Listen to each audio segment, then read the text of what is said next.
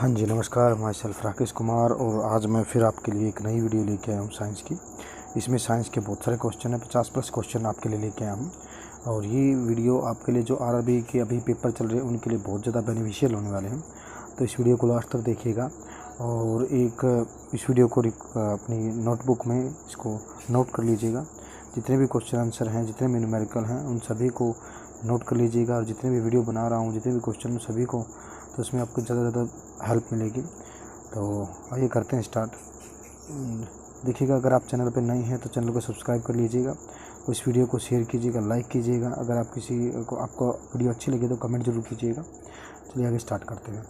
देखिएगा,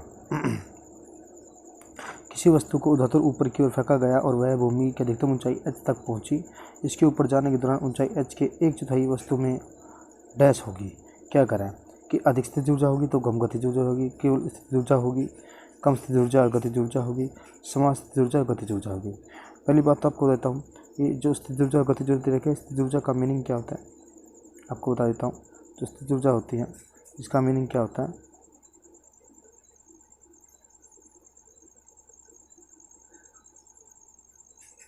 जो स्थितिज ऊर्जा होती है इसका मीनिंग क्या है, इसको बोलते हैं इंग्लिश में पोटेंशियल एनर्जी PE। और जो गतिज ऊर्जा है इसको बोलते हैं काइनेटिक एनर्जी KE।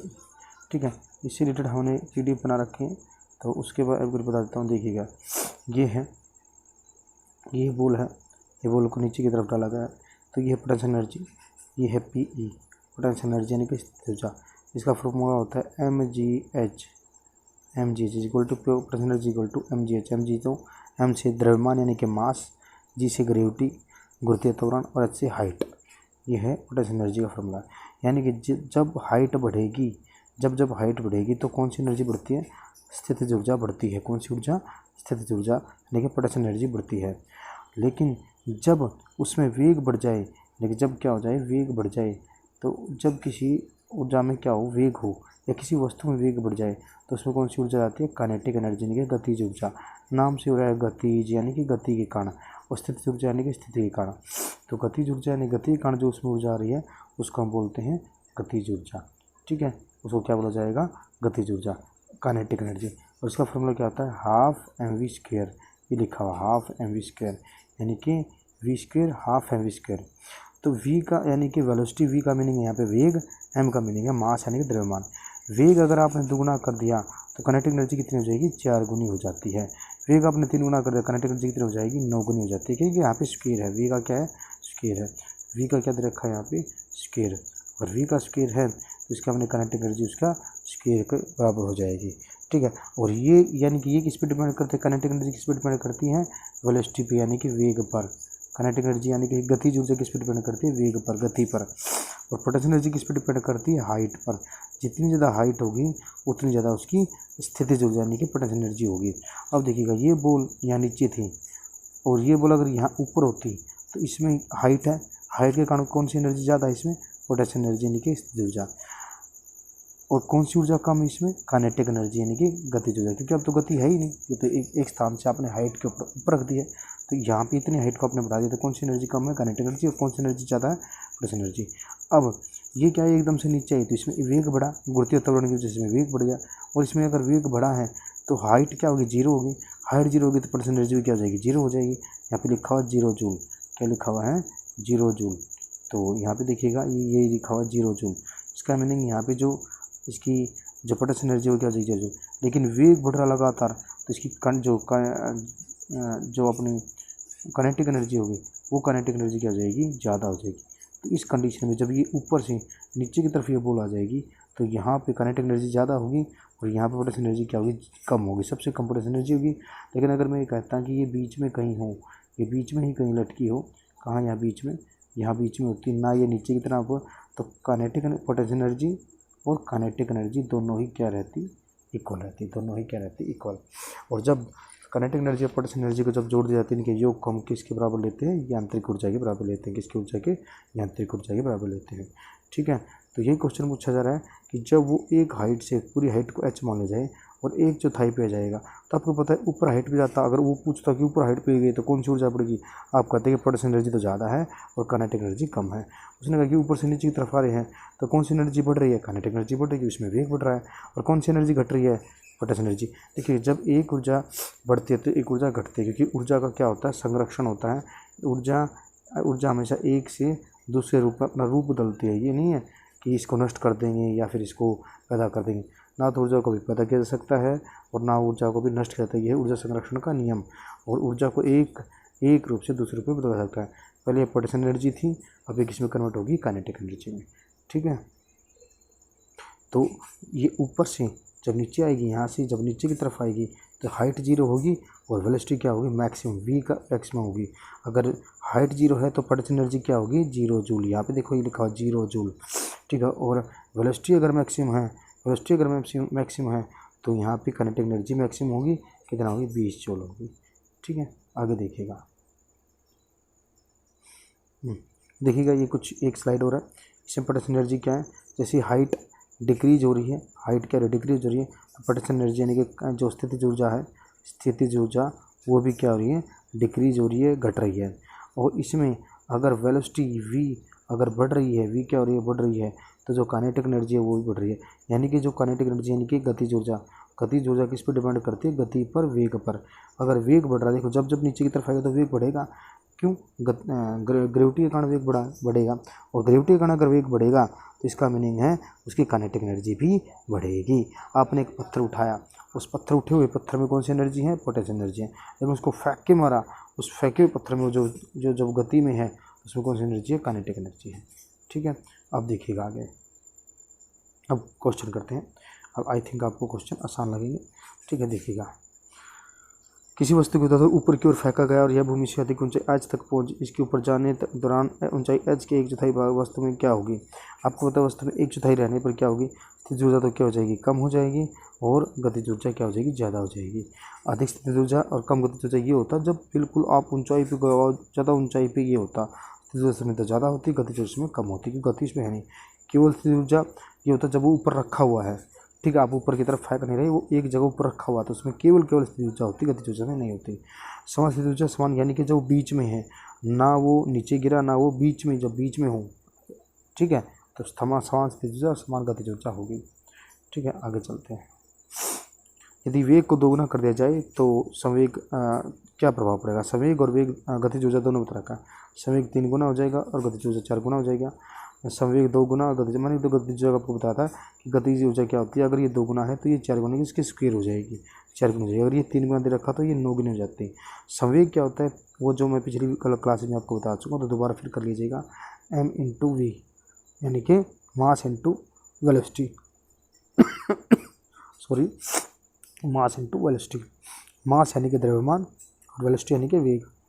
जो संवेग है वो वेग, और जो संवेग है जो संवेग है वो वेग पर डिपेंड करता है। संवेग किस पे डिपेंड करता है, वेग पर। अगर वेग बढ़ेगा, जितना वेग बढ़ेगा उतना संवेग बढ़ेगा। अगर वेग दुगुना बढ़ा दिया तो संवेग भी दुगुना ही बढ़ेगा। वेग 4 गुना बढ़ाएंगे तो संवेग भी 4 गुना। लेकिन गतिज ऊर्जा अगर दुगुनी बढ़ाई तो इसका स्क्वायर हो जाएगा, 4 गुना हो जाएगी। ठीक है, इनमें से किस राशि की इकाइयाँ समान होती हैं। देखिएगा, बल और शक्ति की समान होती हैं, नहीं होती।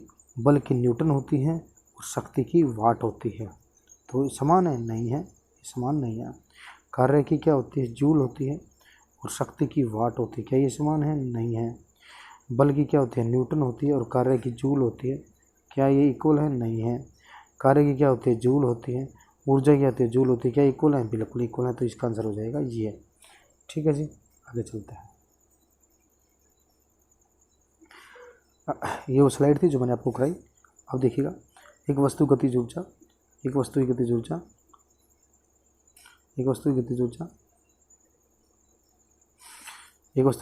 और गतिज ऊर्जा का योग क्या कहलाता है, यांत्रिक ऊर्जा कहलाता है, जो मैंने बताया था। एक वस्तु की गतिज ऊर्जा और स्थितिज ऊर्जा का योग ही क्या कहलाता है, यांत्रिक ऊर्जा। ये यांत्रिक ऊर्जा में आपसे पूछा, यांत्रिक ऊर्जा में कौन कौन सी ऊर्जाएं निहित होती हैं। तो गतिज ऊर्जा होती है यानी कि काइनेटिक एनर्जी, एक होता है पोटेंशियल एनर्जी यानी कि स्थितिज ऊर्जा। 2 तरह की ऊर्जाएं इसमें होती हैं, स्थितिज ऊर्जा और गतिज ऊर्जा। ठीक है, आगे देखिएगा, 40 किलोग्राम द्रव्यमान की किसी वस्तु को भूमि से एक निश्चित ऊंचाई तक उठाया जाता है, इसकी स्थिति ऊर्जा 2000 जूल है। वस्तु की भूमि से ऊंचाई ज्ञात करें। वस्तु की भूमि से ऊंचाई ज्ञात करनी। देखिएगा, अभी थोड़ी देर पहले हमने फॉर्मूला किया था पोटेंशियल एनर्जी का, जो फॉर्मूला किया था वो क्या था, mgh। ये फॉर्मूला हमने किया था mgh। अब इसी फॉर्मूले बेस ही क्वेश्चन है। इसने ये क्या पूछ रखा है, ये हाइट पूछ रखी है, ये वाली, ये हाइट बतानी है। ठीक है, जो पोटेंशियल एनर्जी है वो कितनी दे रखी है, ऊर्जा कितनी रखी है, 2000 जूल। ठीक है, द्रव्यमान कितना दे रखा है, 40। ग्रेविटी एक्सलेशन कितना दे रखा है, वैसे 9.8 होता है, इसमें 10 दे रखा है। और एच आपने निकालना है। ये दोनों मल्टीप्लिकेशन में है तो यहाँ पे आगे क्या हो जाएगा, डिवीजन में 400 बन जाएगा। काटेंगे तो क्या आ जाएगा, 5। हाइट किस में होता है, मीटर में, तो 5 मीटर। इसका आंसर आ जाएगा 5 मीटर। ये इसका आंसर। ठीक है, बी आंसर इसका करेक्ट है, 5 मीटर। आगे चलते हैं। देखिएगा, लंबी कूद के दौरान एक एथलीट कूदने से पहले दौड़ता है। कूदने से पहले क्या करता है, दौड़ता है। ठीक है, दौड़ता है। ऐसा करना उसका जड़त्व कम करता है, उसका संवेग बढ़ाता है, उसका संवेग कम करता है, उसके भारी जड़त्व का प्रदान करता है। देखिएगा, हमने संवेग संरक्षण का नियम, जो थर्ड लॉ है न्यूटन का, जो थर्ड नियम है, जो संवेग संरक्षण का नियम कहता है कि टकराने से पहले संवेग और टकराने के बाद संवेग क्या रहता है, नियत रहता है, सेम रहता है। उनका योग क्या रहेगा, सेम रहेगा। अब क्या रहता है कि जो खिलाड़ी है वो पहले कूदेगा तो वो संवेग प्राप्त कर लेगा, पहले वो भागना स्टार्ट करता है। ठीक है, लंबी कूद के लिए, लंबी कूद के दौरान एथलीट कूदने से पहले दौड़ता, पहले भागना, दौड़ना स्टार्ट कर देगा। ऐसा क्यों करता है, ऐसा करने से वो संवेग, वो मोमेंटम प्राप्त करता है, और मोमेंटम को प्राप्त करने से बाद में जो मोमेंटम और पहले का मोमेंटम वो जुड़ जाएगा, और मोमेंटम क्या हो जाएगा, ज़्यादा। इस वजह से वो पहले दौड़ना स्टार्ट करता है। क्यों ऐसा, संवेग को बढ़ाने के लिए ऐसा किया जाता है, संवेग को बढ़ाने के लिए। ठीक है, 25 किलोग्राम द्रव्यमान वाली वस्तु को 75 बल लगाया जाता है तो उसका त्वरण क्या होगा। देखिएगा, ये फॉर्मूला है F = ma। फोर्स का जो फॉर्मूला है ma वाला, उस पर है फोर्स यानी कि बल, m यानी कि द्रव्यमान, और a यानी कि त्वरण। इसमें दे क्या रखा है, इसमें 25 किलोग्राम, ये 25 दे रखा है, और ये 75 दे रखा है, और त्वरण निकालना है, एक्सेलरेशन हमें निकालना है, त्वरण निकालना है। तो ये मल्टीप्लिकेशन में, तो इधर आगे ये डिवाइजन में आ जाएगा, कट जाएगा तो क्या आ जाएगा, 3। इसका आंसर आएगा 3 मीटर, और एक्सेलरेशन को लिखते हैं 3 मीटर पर सेकंड स्क्वायर। ठीक है जी, इसका आंसर ये हो जाएगा। संवेग परिवर्तन की दर, समय की दर को क्या कहते हैं, संवेग परिवर्तन को क्या कहते हैं। देखिएगा, संवेग परिवर्तन को, फोर्स जो होता है, फोर्स के दो फॉर्मूले होते हैं। एक फॉर्मूला होता है मास इनटू एक्सेलरेशन, एक तो फॉर्मूला होता है बल का। बल के दो फॉर्मूले होते हैं, एक तो होता है, मैंने अभी जो बताया वो इंग्लिश में था, हिंदी में बता देता हूँ। बल के दो फॉर्मूले हैं, एक फॉर्मूला है द्रव्यमान गुणा में त्वरण, एक दूसरा फॉर्मूला होता है बल का, वो होता है संवेग परिवर्तन बटे में समय। संवेग परिवर्तन बटे में समय। तो दो फॉर्मूले होते हैं बल के, एक तो होता है द्रव्यमान गुणा में त्वरण, और दूसरा होता है संवेग बटे में समय। यानी कि संवेग परिवर्तन हो रहा है संवेग में बार बार, और बटे में समय। ये किसका, ये फॉर्मूला ही बल का होता है, ये बल पे। तो दोनों ही फॉर्मूले आपको होता है। पहले जो पिछले जो क्वेश्चन था वो इससे रिलेटेड था, अब जो क्वेश्चन है वो इससे रिलेटेड है, तो बल के बारे में बताएगा। ठीक है, त्वरण का क्या होता है, वेग परिवर्तन की दर को, वेग बदल रहा हो, यानी कि फाइनल वेलोसिटी को v से लिखते हैं और इनिशियल को u से लिखते हैं, और बटे में t, तो ये कहलाएगा त्वरण कहलाता है। v - u/t ये क्या कहलाता है, त्वरण कहलाता है। और कौन सा त्वरण, ठीक है, वो त्वरण जो क्या करता है, एक्सलेट करता है एकदम से, एक्सलेशन, इसको इंग्लिश में एक्सलेशन बोलते हैं। और जब ये वेलोसिटी अगर वेग अगर पॉजिटिव हो तो त्वरण कैसा होगा, पॉजिटिव होगा। वेग अगर नेगेटिव हो, और अगर वेग ही क्या हो, नेगेटिव, वेग क्या हो, नेगेटिव, तो त्वरण भी नेगेटिव होगा, और इसको नाम दिया जाता है मंदन। इस त्वरण को नाम देते हैं मंदन। क्या बोलते हैं, मंदन। ठीक है, जैसे फॉर एग्जांपल ले लेते हैं कि एक गाड़ी चल रही थी, एक कार चल रही थी, और वो कार 40 किलोमीटर प्रति सेकंड की स्पीड से किस पे आएगी, 20 पे आएगी, 20 आएगी 5 सेकंड में। 40 मीटर पर सेकंड की स्पीड से चलती हुई 20 मीटर पर सेकंड की स्पीड पे आ गई। यानी कि पहले 40 थी और फिर किस पे आएगी, 20 पे आएगी 5 सेकंड में। इसका मीनिंग पहले तो 40 थी, 40 से 20 पे कम होगी, डिक्रीज होगी वेलोसिटी, उसकी वेग क्या होगा, कम हो रहा है। ठीक है। अगर वो कम हो रहा है तो इसका मीनिंग है त्वरण तो है, लेकिन इस त्वरण का नाम बदल देते हैं, उसका नाम हो जाता है मंदन। ठीक है, क्या कहते हैं, मंदन। ठीक है, हाँ जी, आगे देखिएगा। ये कौन सा विकल्प अन्य विकल्पों से भिन्न है? ये अन्य विकल्प को छांटना है, कौन सा अलग है। देखिएगा, पहला जो है वो दे रखा है, ये एसिटिक एसिड का है, जो सिरका मिलता है। एसिटिक एसिड किसमें मिलता है? सिरका में। ठीक है, ये H2SO4 जो बैटरी में, जो बैटरी होती हैं उन बैटरी में जो भरा जाता है एसिड, वो H2SO4 अम्लों का राजा कहा जाता है। ये HCl है, हमारे पेट में पाया जाता है, HCl पेट में पाया जाता है। और ये जो बच गया बीच में, ये जो बच गया, ये जो है, ये है मिल्क ऑफ मैग्नीशिया, इसको बोलते हैं milk of magnesia. Milk of magnesia, यानी कि जब भी आपको अपच हो जाती है, एसिडिटी हो जाती है, तो उसको दूर करने के लिए क्या कहते हैं, ये दिया जाता है आपको।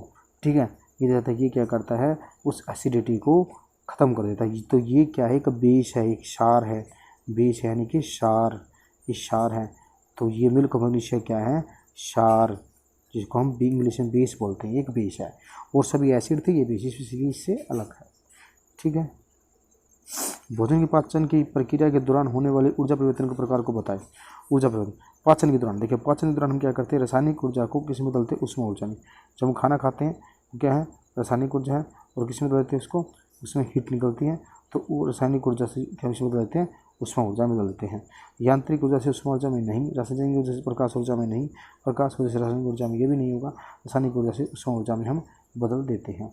ठीक है, अब कुछ ऊर्जा के प्रकार यहाँ पे लिखे हुए हैं, ये सारे कर लीजिएगा, ये क्वेश्चन पूछे आते हैं। इन्हें अगर इनको आपने नोट कर लिया और इनको आपने दोहरा लिया तो यही क्वेश्चन में आएगा। देखिएगा, पहला है डायनमो। डायनमो यानी कि जो विद्युत को पैदा करता है, लाइट को पैदा करता है। देखिएगा, यांत्रिक ऊर्जा को हम क्या करते हैं, उसको चलाते हैं, और यांत्रिक ऊर्जा से क्या बनती है, विद्युत ऊर्जा बनती है। मोमबत्ती, रासायनिक ऊर्जा से रसायन होते हैं, उससे प्रकाश और ऊर्जा निकलते हैं। माइक्रोफोन, ध्वनि ऊर्जा को, माइक्रोफोन क्या करता है, माइक्रोफोन ध्वनि ऊर्जा को विद्युत ऊर्जा में कन्वर्ट करता है। ध्वनि ऊर्जा को किसमें कन्वर्ट करता है, विद्युत ऊर्जा में। ऐसे लाउड स्पीकर, लाउड स्पीकर जो विद्युत ऊर्जा है उसको किसमें कन्वर्ट करता है, ध्वनि ऊर्जा में। सोलर सेल, सौर ऊर्जा को विद्युत ऊर्जा में। ट्यूबलाइट, विद्युत ऊर्जा को प्रकाश ऊर्जा में। देखो ट्यूबलाइट क्या लेती है, विद्युत लेती है, और आपको क्या देती है, प्रकाश।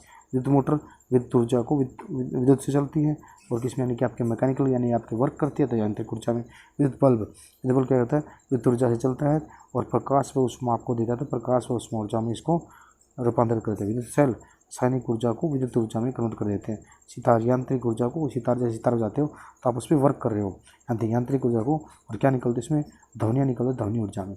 ठीक है, साउंड एनर्जी में। आगे देखिएगा, 1 किलोवाट आवर की, ये देखिएगा मोस्ट इंपॉर्टेंट है, वेरी वेरी वेरी इंपॉर्टेंट है ये। ठीक है, जैसे 1 किलोवाट आवर का जो वैल्यू वो कितनी होती है, इसकी वैल्यू तो 3.6 × 10⁶ जूल के। ठीक है, कितने, इतने जूल के। ठीक है, 3.6 × 10⁶ जूल, इतने जूल के बराबर होती है। ठीक है, यहाँ पे 6 है तो यहाँ पे भी 6 है। अगर मान लो ये पॉइंट मैं हटा दूँ तो 36 हो जाएगा, यहाँ पे पॉइंट हटा दूंगा तो यहाँ पे 10 आ जाएगा, तो 1060 तो यहाँ पे कितना आ जाएगा, 5। ये 36 × 10⁵ जूल ये आ जाएगा। ये भी इसका आंसर हो सकता है, अगर पॉइंट में हटा दूंगा तो ये हो जाएगा। और अगर पॉइंट भी हटा दूँ और ये वैल्यू भी हटा दूँ जो घात में लगी हुई है, तो क्या हो जाएगा, तो क्या हो जाएगा, 36, इसके पीछे 5 0, 2 2 4 और 1 5 0, ये इसका आंसर आ जाएगा। कितने पीछे भी लगा हो तो भी ये जूल के बराबर भी 1 किलोवाट आवर आ जाएगा। ठीक है, आगे चलते हैं। बल वही आया, बल किसके बराबर होता है, थोड़ी देर पहले बताया था, बल किसके बराबर है, द्रव्यमान और त्वरण के बराबर होता है। ठीक है, थोड़ी देर पहले बताया था, वही है। आगे देखिएगा, रदरफोर्ड के परमाणु मॉडल का अल्फा कण पर प्रभावित किए जाते हैं, किस पे, स्वर्ण पे या चांदी पे, टाइटेनियम पे, प्लेटिनम में। देखिएगा, जो रदरफोर्ड ने परमाणु मॉडल का जब ये एक्सपेरिमेंट कर रहे थे तो उन्होंने क्या किया, अल्फा कण को लिया। ये जो अल्फा कण होते हैं इनमें जो ऊर्जा होती है बहुत ज़्यादा होती है, और ये पॉजिटिव चार्ज होते हैं, पॉजिटिवली चार्ज पार्टिकल होते हैं, और इनका जो होता है 4 हीलियम के पार्टिकल की तरह ही इनका एटॉमिक मास होता है। तो इतनी तेज़ गति से ये भागते हैं, तो उसके लिए इनको क्या करना था, एक पन्नी लेना जिसमें से ये निकल सकें। एक पतली, बिल्कुल पतली पन्नी, बिल्कुल पतली पन्नी चाहिए थी, और वो किसी तत्व की नहीं बन सकती थी। आप सभी को पता है कि जो गोल्ड है, सोना है, ये क्या है, सबसे ज़्यादा तन्य है और आघातवर्धन है, यानी कि इसको पतली से पतली आप तार में बना सकते हैं इसकी, और पतली से पतली आप इसकी फॉइल बना सकते हैं, चादर बना सकते हैं, पन्नी बना सकते हैं, बिल्कुल पतली पन्नी बना सकते हैं। किसी और की, चांदी की, कॉपर की, आयरन की, किसी की नहीं बन सकती, लेकिन ये किसकी बन सकती है? स्वर्ण की।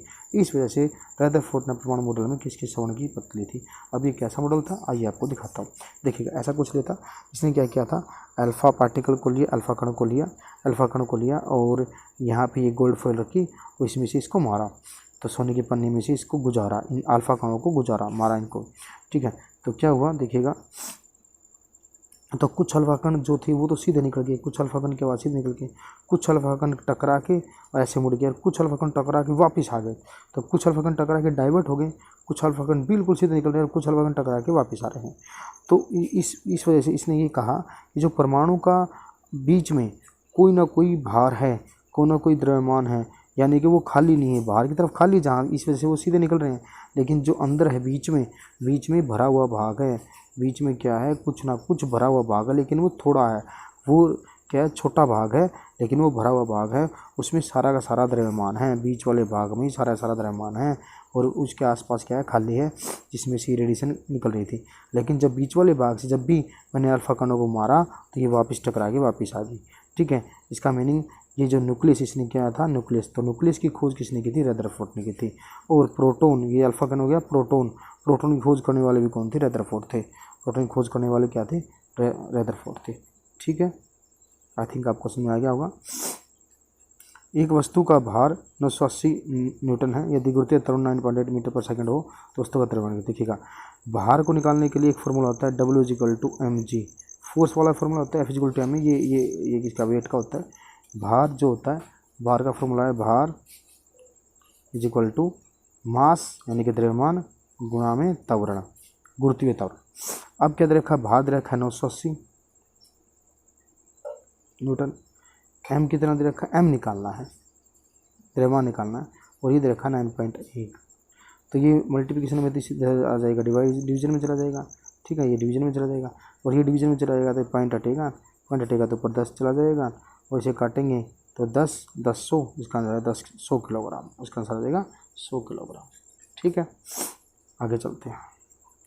डैश को पचाने के लिए शाकाहारी की लंबी छोटी आंत की आवश्यकता होती है। देखिएगा, शाकाहारी जितने भी होते हैं, इनको पचाने के लिए, इनकी आपको पता है घास फूस खाते हैं, हरी पत्तियाँ खाते हैं, ठीक है। शाकाहारी होते हैं तो शाकें खाती हैं, तो ये इनको पचाने के लिए क्या होती है? सेलूलोज को पचाने के लिए इनकी जो आंत होती है, वो छोटी आंत, स्मॉल इंटेस्टाइन, वो क्या होती है? बहुत लंबी होती है, ठीक है। आगे देखिए, निम्न में से किस पशु में छोटी आंत सबसे छोटी होती है? किस पशु में छोटी आंत सबसे छोटी होती है? छोटी आंत किस में सबसे छोटी होती है? देखिएगा, खरगोश जितने भी शाकाहारी हैं, उनकी अभी थोड़ी देर पहले बताया, शाकाहारी जितने भी होंगे उनकी क्या होगी? छोटी आंत क्या होंगी? बड़ी होंगी। छोटी आंत क्या होंगी? शाकाहारी की बड़ी, शाकाहारी की छोटी आंत क्या होती है? बड़ी। लेकिन ये शाकाहारी नहीं, ये तो मांसाहारी है, और मांसाहारी के क्या लिए? सेलूलोज को बचाने की जरूरत नहीं है, ये तो सारे सेलूलोज बचाएंगे। सेलूलोज बचाने के लिए इनको चाहिए शाकाहारी को चाहिए छोटी आंत बड़ी चाहिए, लेकिन ये क्या है? मांसाहारी, इस वजह से इनकी छोटी आंत क्या होती है? छोटी होती है, ठीक है। आगे देखिएगा। अच्छा, एक क्वेश्चन ये कि जो रूमिनेट्स होते हैं, जुगाली करने वाले होते हैं, उनके पेट के कितने भाग होते हैं? उनके पेट के 4 भाग होते हैं। उनके पेट के कितने भाग होते हैं? 4 भाग। उनके पेट के 4 भाग होते हैं, ये बात याद रखना। रूमिनेट्स, जितने भी रूमिनेट्स होते हैं, यानी कि जो जुगाली करने वाले होते हैं, उनके पेट के 4 भाग होते हैं, ठीक है। न्यूटन गति का दूसरा नियम किसके बारे में बताता है? दो परस्पर प्रभावी वस्तुओं के बलों के बीच संबंध की व्याख्या करता है। दो परस्पर वस्तुओं के बलों के बीच, यानी कि दो परस्पर प्रभावी वस्तु हैं, उनके बीच में बलों की व्याख्या करेगा। बल के प्रभाव को समझने में सहायक है। यह ऊर्जा संरक्षण के नियम को जाना जाता है, और जड़त्व के नियम को जाना जाता है। तो ये देखिएगा, जड़त्व का नियम ये तो है फर्स्ट नियम, ऊर्जा संरक्षण का नियम है थर्ड नियम के बारे में। दो परस्पर बलों के बीच में संबंध को व्याख्या करता है, ये व्याख्या करता है। और बलों के प्रभाव को समझने में, तो ये थर्ड के बारे में आ जाएगा, और ये आएगा सेकंड के बारे में। तो ये सेकंड के बारे में बताता है। दूसरा नियम क्या है? बल के प्रभाव को समझने में सहायक होता है, या संवेग के बारे में बताता है। तो संवेग के बारे में कौन बताता है? ये जो सेकंड नियम है, दूसरा नियम है, वो बताता है। पहला नियम किसके बारे में बताता है? जड़त्व के नियम है। और आपसे पहला नियम पूछ लिया जाता, पहला नियम तो होता जड़त्व का नियम। आपसे पूछ रहा तीसरा नियम, तो वो होता ऊर्जा संरक्षण का नियम, या बोल देते हैं संवेग संरक्षण का नियम, या क्रिया प्रतिक्रिया का नियम क्या कहलाता है? न्यूटन का गति का तीसरा नियम कहलाता है। हाँ जी, न्यूटन गति के नियमों का प्रकाशन कब हुआ था? ये हुआ था 1687 में। कब हुआ था? 1687 में, ठीक है जी। आगे देखिएगा, अधातुओं का व्यापक उपयोग डैश में होता है। देखा जितनी भी अधातु हैं उनका लगभग प्रयोग किसमें जाता है, खाद बनाने में, फर्टिलाइज़र बनाने में, निर्माण में, यंत्र निर्माण में, हवाई जहाज में, इन सभी का प्रयोग धातुओं का प्रयोग किया जाता है। अधातु का प्रयोग लगभग खाद बनाने में किया जाता है, फर्टिलाइज़र बनाने में इसका प्रयोग किया जाता है। ठीक है जी, आगे स्टार्ट करते हैं। हाँ जी, देखिएगा चंद्रमा की सतह से लाई गई चट्टान पर क्या असर होगा, लाई गई चट्टान से क्या असर होगा। इसके द्रव्यमान में परिवर्तन होगा, इसके भार में परिवर्तन होगा, और इसके द्रव्यमान और भार दोनों में समान रहेंगे, इसके द्रव्यमान और भार दोनों में परिवर्तन होगा। देखो जब भी ऐसा क्वेश्चन आ जाए तो ध्यान रखना, द्रव्यमान कभी भी नहीं बदलते। आप द्रव्यमान को कहीं भी ले जाए, चंद्रमा पे, जुपिटर पे, कहीं भी ले जाना, द्रव्यमान हमेशा क्या रहेगा, समान रहता है। और भार है ये बदलता रहता है, भार क्या रहेगा, बदलता रहेगा। द्रव्यमान हमेशा सेम रहेगा लेकिन भार बदल जाएगा। तो इसमें द्रव्यमान चाहे आप पृथ्वी पे ले जाओ, चाहे आप चंद्रमा पे चले जाओ, चाहे आप मार्स पे चले जाओ, चाहे आप जुपिटर पे चले जाओ, कहीं भी चले जाओ, द्रव्यमान कभी नहीं बदलता। द्रव्यमान जो है वही रहेगा, नियत रहेगा, लेकिन भार बदल जाता है। तो इसमें क्या है कि किसी तरह जाने पर क्या होगा, द्रव्यमान परिवर्तन होगा, ये तो गलत है, झूठी बात है। इसके भार में परिवर्तन होगा, बिल्कुल होगा। इसके द्रव्यमान और भार दोनों में समान रहेंगे, नहीं, भार बदल जाएगा और द्रव्यमान समान रहेगा।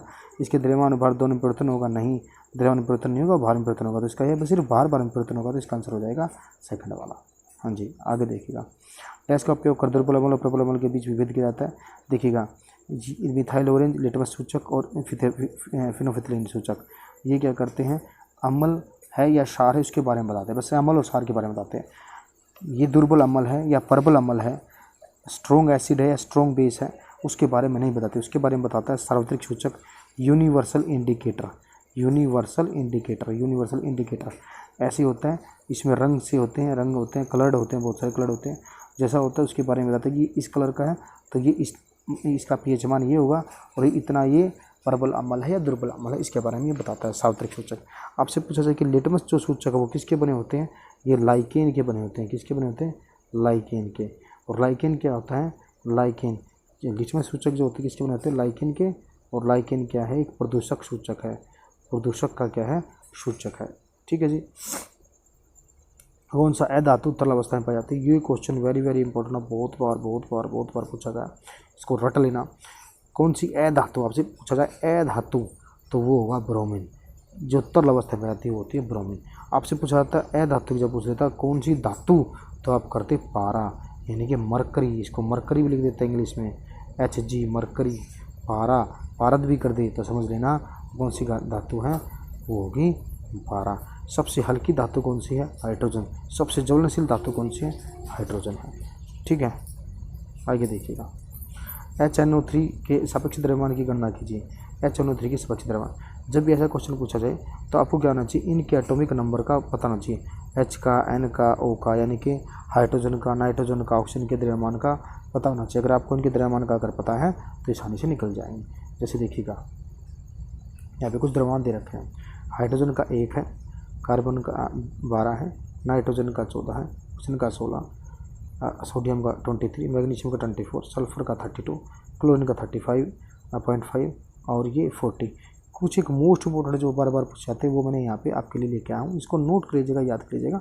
हाइड्रोजन का 1, कार्बन का 12, नाइट्रोजन का 14, ऑक्सीजन का 16, सोडियम का 23, मैग्नीशियम का 24, सल्फर का 32 और क्लोरीन का 35.5 और कैल्शियम का 40, याद कर लीजिएगा। अब देखिए इसमें जितना भी, अगर ये ऐसा कुछ क्वेश्चन बहुत बार पूछे जाते हैं, ऐसे क्वेश्चन बार बार आएंगे, ऐसे क्वेश्चन पूछा जाए तो आपको क्या करना है, सिंपल इनका एटॉमिक मास जो है, परमाणु द्रव्यमान है, उसको ले लीजिए और जोड़ दीजिए, आंसर आ जाएगा। जैसे हाइड्रोजन का क्या होता है भाई, इसी को ले लेते हैं HNO3। हाइड्रोजन का क्या होता है 1, हाइड्रोजन का कितना 1, N का कितना होता है 14, नाइट्रोजन कितना 14, ऑक्सीजन कितना होता है 16, लेकिन कितने मॉलिक्यूल हैं ऑक्सीजन के 3, 16 3 48, 48 प्लस 14 प्लस 1, 14, 48 और 14 कितने 62 और 1 63, तो कितना आ जाएगा आंसर इसका 63। और द्रव्यमान को लिखा जाता है U से, तो यूनिफाइड मास इसको बोला जाता है U से, तो 63 U आ जाएगा इसका। ठीक है जी। अच्छा, कैल्शियम का परमाणु द्रव्यमान कितना होता है, वही जो अभी थोड़ी देर पहले किया था।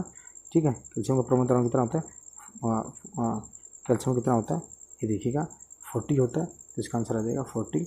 आगे देखिए,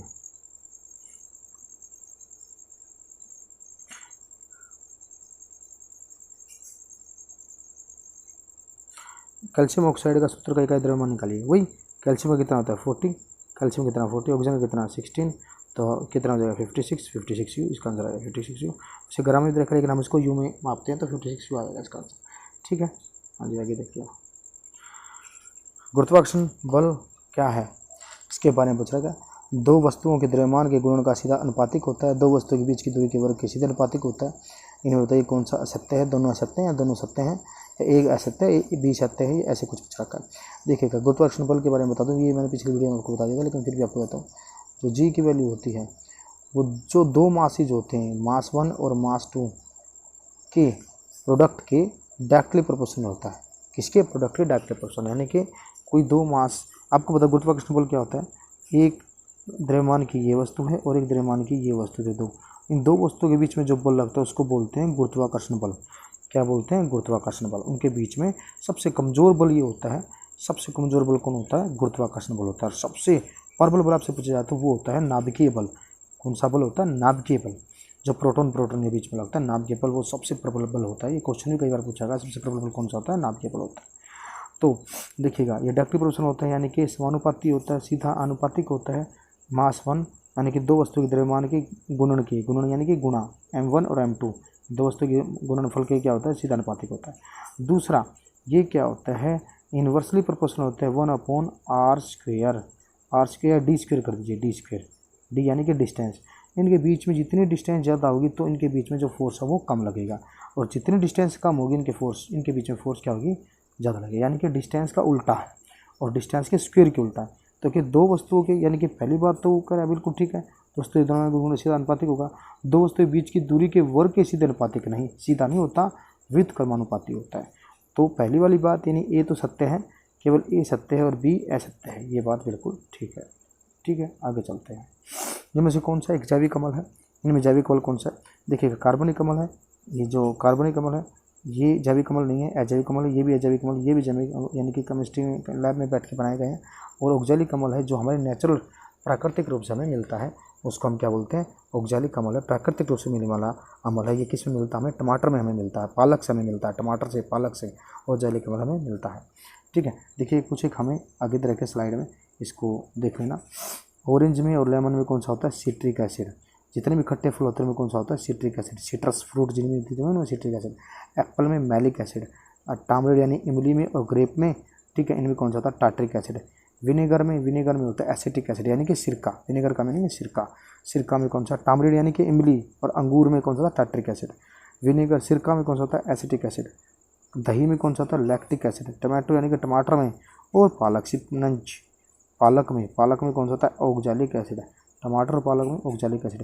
गैस्ट्रिक जूस में हाइड्रोक्लोरिक, ये गैस्ट्रिक जूस हमारे पेट से निकलता है तो गैस्ट्रिक जूस में कौन सा होता है, हाइड्रोक्लोरिक एसिड।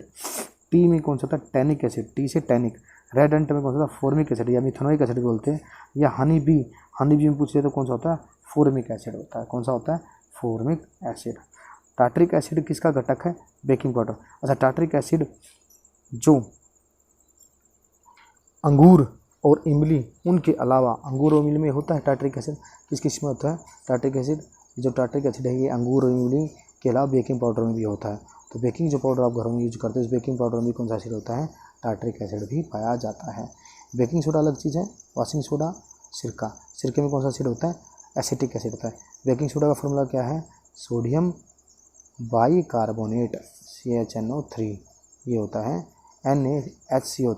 NaHCO3, ये फॉर्मूला किसका, बेकिंग सोडा का। वॉशिंग सोडा का फॉर्मूला क्या है, Na2CO3.10H2O, ये फॉर्मूला किसका है, वॉशिंग सोडा का।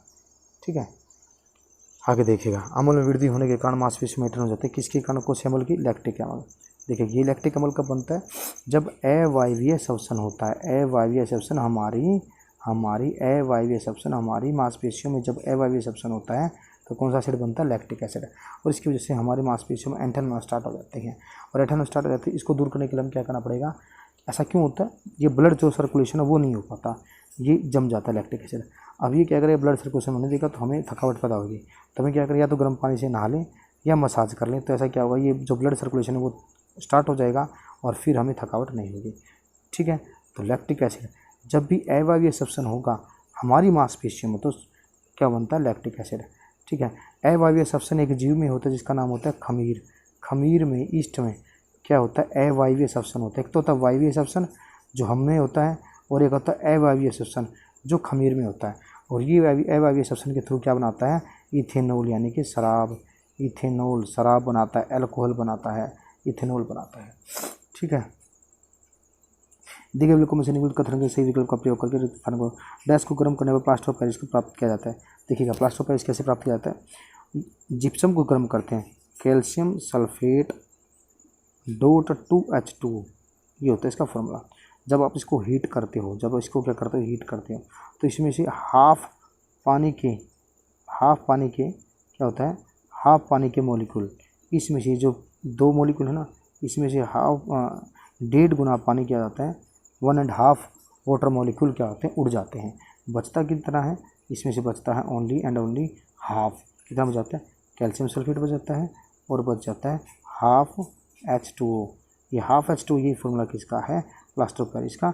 और ये 2 वाला जो फार्मूला है ये किसका, जिप्सम का। यानी कि जिसमें 2 लगा हो वो जिप्सम और जिसमें हाफ लगा हो वो है प्लास्टर ऑफ पेरिस। याद कैसे रखेंगे 2 और इसमें, तो अंतर तो कुछ नहीं है, सेम फार्मूला है, calcium sulphate calcium sulphate dihydrate. ठीक है, और ये हो जाता है हेमीहाइड्रेट। तो जो जिप्सम है इसमें सम लगा हुआ है, सम यानी कि 2, तो यहाँ पे 2 है और प्लास्टर ऑफ पेरिस का आधा हो जाएगा, याद कर लेना। जी का मान के बारे में बता रखा है, आपको पता है जी का मान क्या होगा, ये जी है और जी का मान, जी की वैल्यू क्या होती है 9.8 मीटर पर सेकंड स्क्वायर। तो जी का मान कहाँ बढ़ेगा कहाँ घटेगा, जी का मान क्या होता है, हमारे जो ध्रुव है यहाँ पे जो पोल है, इन पोल पर क्या होता है, इन पोल पर क्या होता है, ज़्यादा होता है जी का मान। इन पोल पर, ये नॉर्थ पोल है ये साउथ पोल है, इन पोल पर क्या होगा, जी का मान ज़्यादा होता है। ठीक है, और जो विषुवत रेखा है, ठीक है, विषुवत रेखा इस पर क्या होता है, कम होता है, इस पर क्या होगा, कम होगा, इस पर क्या होता है, कम होता है। पृथ्वी केंद्र की ओर जाने पर ये क्या होता जाता है, जब भी पृथ्वी के अंदर जाएगा तो ये क्या होता जाएगा, कम होता जाएगा। पृथ्वी केंद्र पर जाने पर ये क्या होता जाएगा, कम होता जाएगा। और पृथ्वी की सतह से भी ऊपर लेके जाएंगे तब भी क्या होता जाएगा, ये ऊपर जाने पर भी ये क्या हो जाएगा, कम होता जाएगा, बढ़ेगा नहीं घटता जाएगा। जी का मान क्या होता है, देखो कोई भी चीज़ है 9.8 मीटर है, ये पृथ्वी की सतह के पास है, लेकिन जैसे सतह से ऊपर जाओगे तो कम ही होता जाएगा, सतह के पास आओगे तो बढ़ता जाएगा, ऊपर से नीचे के आने में बढ़ता जाएगा। लेकिन जब पृथ्वी की सतह से जब नीचे जाओगे फिर भी घटना स्टार्ट हो जाएगा। ठीक है, और केंद्र पे जाके क्या हो जाएगा, 0, केंद्र पे जाके क्या हो जाएगा, बिल्कुल 0 हो जाएगा। ठीक है, हाँ जी। 1 किलोवाट कितने के बराबर होता है, 1000 वाट। देखो एक जो वाट है, एक वाट होता है 1 जूल 1 सेकंड, ये होता है 1 वाट। अब उसने कहा कि 1 किलोवाट में क्या होता है, 1000 जूल सेकंड। तो 1 किलोवाट का आंसर होगा 1000 जूल पर सेकंड। ठीक है, ये आंसर होगा इसका। एक सदिश राशि का परिमाण और दिशा दोनों होते हैं, जबकि सदिश राशि में केवल परिमाण होता है, दिशा नहीं होती। में से कौन सी ऊर्जा सदिश राशि है, ये सदिश के बारे में पूछ रखा है, इतना घुमा फिरा के यही पूछा सदिश कौन है, रदिश कौन है। देखिएगा सदिश राशि विस्थापन क्या होते हैं, सदिश राशि होती है विस्थापन, गति क्या अदिश है, कार्य क्या अदिश है, ऊर्जा क्या अदिश है, ये तीनों ही क्या है, अदिश राशि हैं। अदिश राशि में जिसमें दिशा नहीं होती विस्थापन में। इसके अलावा जो सदिश राशि विस्थापन है, विस्थापन के अलावा वेग होता है सदिश राशि, त्वरण होता है सदिश राशि, फोर्स होता है यानी कि बल होता है सदिश राशि। ठीक है, ये सभी क्या हैं, सदिश राशि हैं, ये सभी क्या कहलाती हैं, सदिश राशि कहलाते हैं। ठीक है जी, आगे चलते हैं। इनमें से कौन सी धातु के बारे में गलत है, धातु के बारे में कौन सा कथन गलत है। ये तन्य और घातवर्ती है, तो बिल्कुल ये तन्य और घात यानी कि इनकी हम तार बना सकते हैं, तन्य का मीनिंग हम तार बना सकते हैं, इनकी डोरी बना सकते हैं, तार बना सकते हैं। और आघातवर्धन में इनको पीट के हम चादर बना सकते हैं।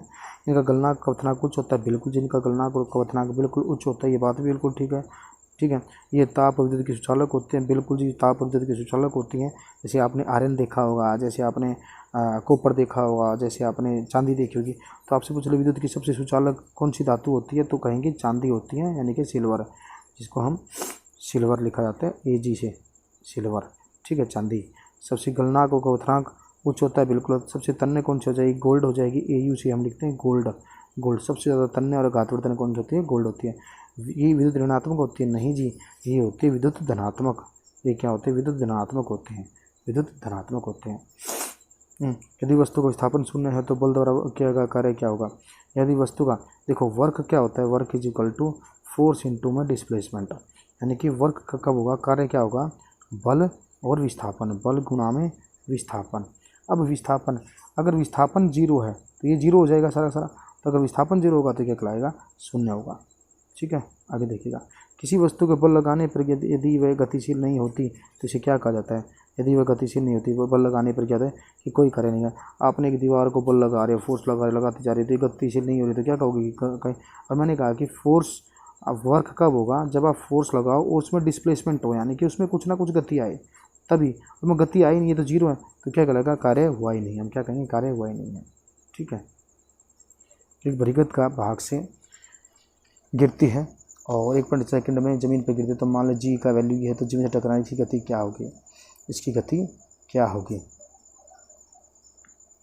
इसने कहा कि एक कार एक भरीगत भाग से गिरती है, ऊपर से गिरती है, भरीगत भाग से गिरती है और 1.0 सेकंड में ये ज़मीन से गिर जाती है, तो इसकी गति इसने पूछ रखी है। आपको पता है न्यूटन की गति का जो नियम है, समीकरण, गति का जो समीकरण वो इसमें लगेगा, v is equal to u plus AT, ये लगेगा। एक्सेलेरेशन है, एक्सेलेरेशन की वैल्यू g दे रखी है, और g भी एक्सेलेरेशन होता है और a भी एक्सेलेरेशन है, क्योंकि g का वैल्यू हुई 10 दे रखी है इसमें। तो u क्या है कि वो ऊपर से गिरी है, जब भी ऊपर से गिरी यानी कि पहले क्या थी, u क्या होगा उसका, जीरो। गिर रही थी यानी कि पहले उसको कुछ भी नहीं होगा, तो u क्या होगा, जीरो। तो u और पूछ रखा है यानी कि बाद में क्या हुआ, यानी कि फाइनल वेलोसिटी क्या हुई, v पूछ रखा है। u जीरो है, a हमें 10 दे रखा है, और t कितना दे रखा है, यानी कि टाइम कितना है, 1.0 सेकेंड। 1.0 यानी कि इसे करेंगे तो 0 का मीनिंग है 1, यानी कि आंसर आ जाएगा 10 और मीटर पर सेकंड। आंसर आ जाएगा 10 मीटर पर सेकंड, 10 मीटर पर सेकंड, सॉरी 10 मीटर पर सेकंड। इसका आंसर ये है थर्ड। ठीक है जी। ओम के नियम के अनुसार होता है, ओम का जो नियम है, ओम जो साइंटिस्टों ने कहा था कि जो वोल्ट है यानी कि विभवांतर है, विभवांतर जो है वो डायरेक्टली प्रोपोर्शनल होता है करंट के, यानी कि जितना विभवांतर होगा उतना ही करंट दौड़ेगा। एक कंडक्टर के अंदर उतना ही करंट क्या होता है, प्रवाहित होता है।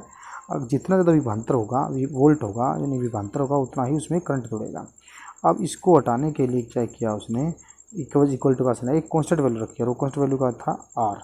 ठीक है, अब R उधर रखेंगे तो ये मल्टीप्लिकेशन में है, तो इधर आ जाएगा डिवीजन में, और क्या आ जाएगा, R is equal to V/I।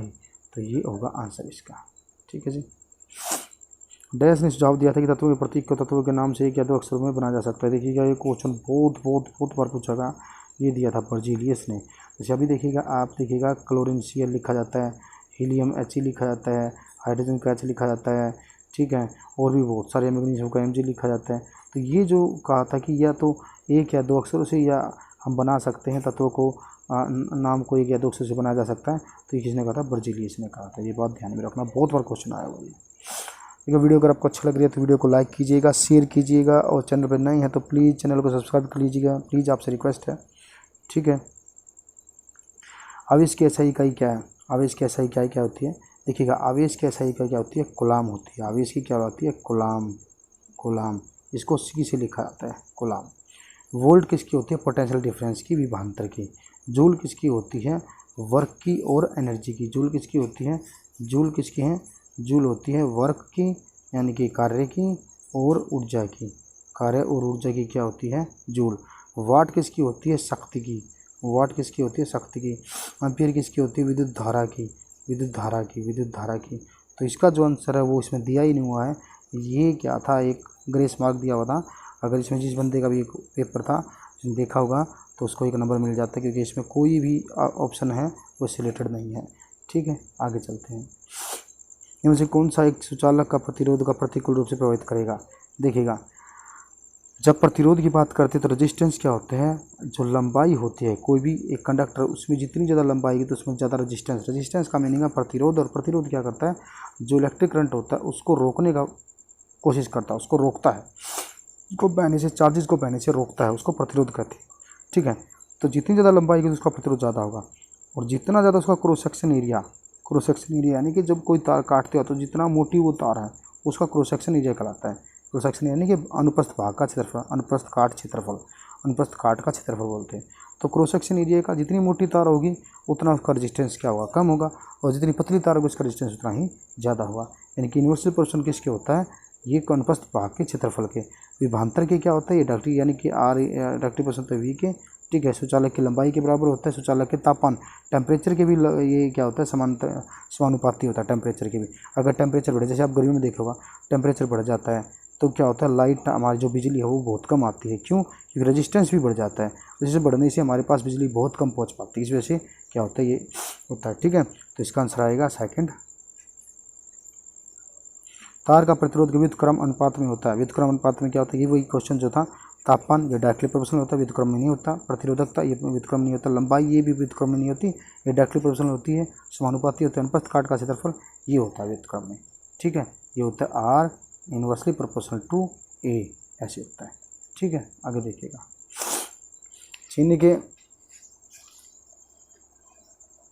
चीनी के घोल में चीनी की मात्रा 8% है। यदि घोल की मात्रा 1925 ml हो तो इसमें चीनी की मात्रा कितनी होगी।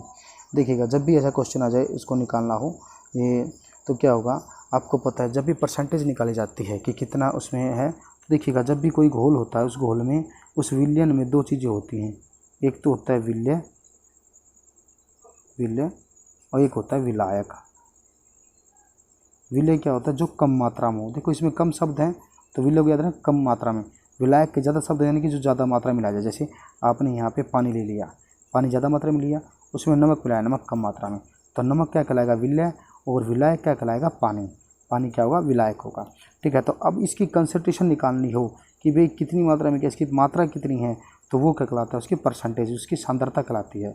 ठीक है, तो इसमें वो निकालने के लिए फॉर्मूला क्या होता है, सांद्रता निकालने के, कंसंट्रेशन निकालने के लिए, सांद्रता निकालने के लिए वो होता है, इधर के लेते हैं, वो निकालने के लिए होता है कि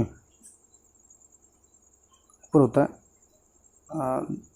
किसका, विलय का द्रव्यमान, विलय का मात्रा, विलय की मात्रा गुणा में विलयन की मात्रा, जितनी भी विलयन की मात्रा वो, और गुणा में 100 यहाँ होता है। मात्रा में नहीं हो सकता कि वो द्रव्यमान,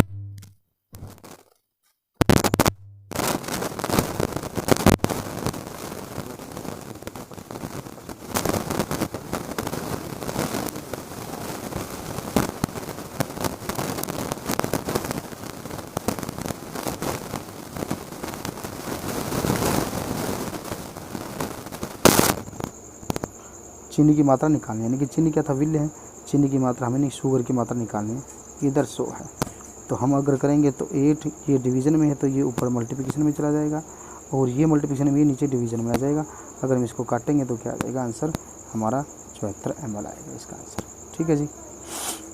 डैश की एसआई इकाई ओम है। किसकी एसआई इकाई ओम है, देखिए विद्युत आवेश की एसआई इकाई क्या होती है, कूलाम, जिसको हम, प्रतिरोध की क्या होती है, ओम, विभवांतर की क्या होती है, वोल्ट, और विद्युत धारा की क्या होती है, एम्पियर। विद्युत धारा की क्या होती है, एम्पियर, जिसको ए से लिखते हैं। इसकी वोल्ट होती है जिसको वी से लिखते हैं, ओम को ऐसे लिखते हैं। तो एसआई ओम है वो किसकी है, प्रतिरोध की है। किसकी है, प्रतिरोध की, जो लंबाई के साथ बढ़ेगा और अनुप्रस्थ काट क्षेत्रफल की क्या होगा, उल्टा होगा। ठीक है जी। एक KWH, ये दोबारा फिर क्वेश्चन आया, देखिएगा ये क्वेश्चन दोबारा फिर पूछा, इसमें से देखिएगा। एक KWH मैंने बताया था 3 किलोवाट आवर, किलोवाट आवर किसके बराबर होगा, 3.6 × 10⁻⁶ जूल के बराबर होगा। ठीक है, अगर ये पॉइंट हटा देंगे तो क्या हो जाएगा, 5 जीरो इसके पीछे लगाना, ये इसका आंसर आ जाएगा। तो पॉइंट हटा देंगे तो क्या हो जाएगा, 5 जीरो, मैं पहले बता चुका हूँ, पीछे की वीडियो को देख लेना। ध्वनि के संचरण के दौरान माध्यम के कणों का उच्च घनत्व का क्षेत्र कहलाता है। क्या कहलाता है, उच्च घनत्व का क्षेत्र। देखिएगा वीडियो है, वीडियो के स्लाइड है, स्लाइड के माध्यम से आपको देखिएगा। जब भी कोई ध्वनि तरंग चलती है तो उसमें क्या होता है, एक तो कंप्रेशन होता है, एक तो क्या होता है कंप्रेशन, एक होता है रेरफैक्शन। कंप्रेशन कैसे, जैसे आपने एक स्प्रिंग लिया, मैं कुछ सुनाएंगे, स्प्रिंग क्या होगा, ऐसे ऐसे एक जगह तो क्या हो जाएगा, ज़्यादा कंडेंस हो जाएगा, और एक जैसे खुला होगा। तो जहाँ पे ज़्यादा कंडेंस होगा उसको बोलते हैं कंप्रेशन, यानी कि संपीड़न, जहाँ पे ज़्यादा कंप्रेस हो गया। ठीक है, और जहाँ पे वो खुला खुला है उसको बोलते हैं रेरफैक्शन, उसको विरलन बनाता है। तो यहाँ पे देखिएगा, यहाँ पे जो मोलिक्यूल हैं, ये मोलिक्यूल साउंड के, तो ये क्या है, यहाँ पे कंप्रेस हो गए हैं तो इनको बोलते हैं संपीड़न। और यहाँ पे क्या खुले खुले हैं तो ये क्या कहलाएगा, रेरफैक्शन। ये क्या कहलाता है, रेरफैक्शन। ये कंप्रेशन और रेरफैक्शन। अब देखिएगा जहाँ पे कंप्रेशन है, यहाँ पे आपस में जब एक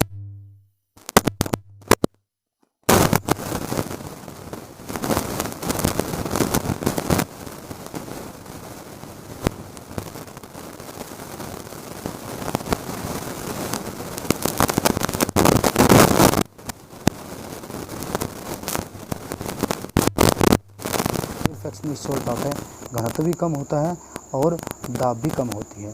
तो इसका आंसर आपको जो पीछे का है, ध्वनि के संचरण के दौरान माध्यम के कणों की उच्च घनत्व का क्षेत्र कहाँ होता है, आपको पता चल गया संपीड़न में होता है। और पूछ लेती कि उच्च घनत्व की जगह कम घनत्व का केंद्र जो है, केंद्र क्षेत्र जो होता है वो कहाँ होता है, विरलन में होता है। अब कहते हैं उच्च दाब का क्षेत्र कहाँ होता है, संपीड़न में होता है। कम दाब का क्षेत्र कहाँ होता है, विरलन में होता है। ठीक है। एक सिरिंज और इसके क्रमागत गर्त के मध्य दूरी L है तो तरंग दैर्घ्य होगी। तरंग दैर्घ्य क्या होगी, देखिएगा आपको पता है, तो जो तरंग दैर्घ्य होती है वो ऐसे ये तरंग चल रही है। ठीक है, ये तरंग है। तो जब दो सिरिंग या दो गर्त, आप इनके बीच की दूरी, या तो दो सिरिंगों के बीच की दूरी या दो गर्तों के बीच, इनको ऊपर वाले को क्या बोलते हैं, सिरिंग बोलते हैं, इन नीचे वालों को क्या बोलते हैं, गर्त बोलते हैं। या दो सिरिंगों के बीच की दूरी को तरंग दैर्घ्य बोला जाता है, या दो गर्तों के बीच की दूरी को तरंग दैर्घ्य बोलते हैं। अब उसने कहा कि एक सिरिंग ले लिया और एक गर्त ले लिया, तो क्या ये तरंग दैर्घ्य बनी, नहीं, ये तो तरंग दैर्घ्य का आधा हुआ। एक ये और एक लेते हैं, तरंग दैर्घ्य क्या हुआ, आधा। तो हम इसे पूरा करने के लिए करते हैं, जो आधा है उसको कंप्लीट कर देते हैं। तो इसका आंसर क्या होगा, देखिएगा, एक सिरिंग और गर्त की दूरी कितनी है, L है, यानी कि उसने जो दूरी दे रखी है, ये जो दूरी दे रखी है वो L दे रखी है। तो आधी ये और आधी और करनी पड़ेगी L, यानी कि 2L। आंसर क्या आ जाएगा, 2L। आंसर क्या आएगा, 2L। इसका आंसर होगा 2L। ठीक है, इसका आंसर होगा 2L। ठीक है, आई थिंक ये आपको समझ में आ गई होगी। मैंने सारी की सारी जितने भी क्वेश्चन थे इस वीडियो में आपको करा दिए हैं। और भी कोई आपकी क्वेरी है, क्वेश्चन है, तो आप कमेंट बॉक्स में उसको लिख सकते हैं, भेज सकते हैं। वीडियो अगर आपको अच्छी लगी है तो वीडियो को ज़्यादा शेयर कीजिएगा, और अगर चैनल पर नहीं है तो सब्सक्राइब जरूर कीजिएगा। धन्यवाद। जय हिंद।